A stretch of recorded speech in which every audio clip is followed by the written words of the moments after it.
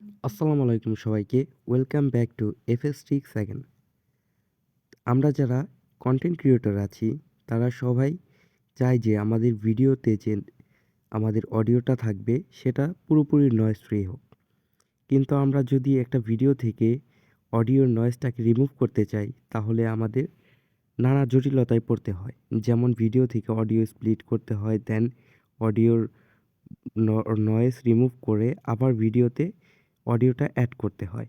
কিন্তু যদি এমন হতো যে আমরা এক ক্লিকেই ভিডিও থেকে অডিওর যে নয়েজটা সেটা রিমুভ করতে পারতাম, তাহলে বেশ ভালোই হতো। তো এটাই আপনাদেরকে আমি আজকের এই ভিডিওতে দেখাবো। তো এর জন্য আমাদের প্রয়োজন হবে ক্যাপকাট। তো যাদের ফোনে ক্যাপকাট নেই তারা প্লে স্টোরে যাবেন এবং ক্যাপকাট অ্যাপটি ইনস্টল করবেন। ক্যাপকাট অ্যাপ ইনস্টল হলে দেন ক্যাপকাটে ওপেন করবেন।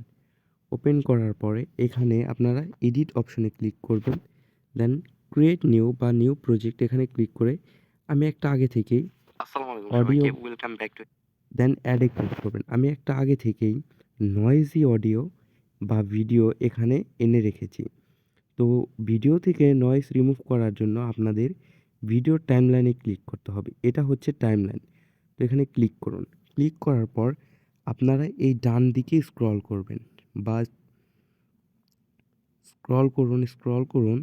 তো করতে, করতে দেখবেন যে একবারে শেষে একটা আপনাদের অপশন আছে রিডিউস নয়েজ। তো আমরা এখন রিডিউস নয়েজ এ ক্লিক করব। তো আমি রিডিউস নয়েজ এ ক্লিক করলাম। দেন রিডিউস নয়েজ এখানে দেখুন একটা অন অফ এর মতন বাটন আছে। তো এটাকে অন করে দেন আসসালামু আলাইকুম সবাইকে open welcome back to click FS করবেন। Tricks again. তাহলে দিস ইজ মাত্র এ হিউজ এক নয়েজি ক্লিকেই আপনাদের খুব সহজেই আপনারা ভিডিও থেকে অডিওর যে নয়েজ আছে সেটা রিমুভ করতে পারবেন।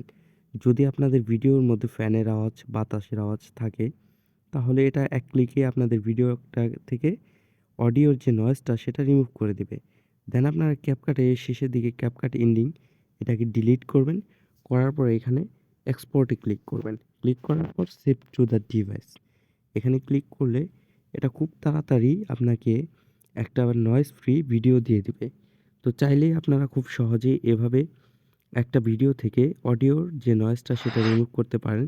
ভিডিওটি ভালো লাগলে লাইক, কমেন্ট এবং চ্যানেলটাকে সাবস্ক্রাইব করে অবশ্যই পাশে থাকবেন।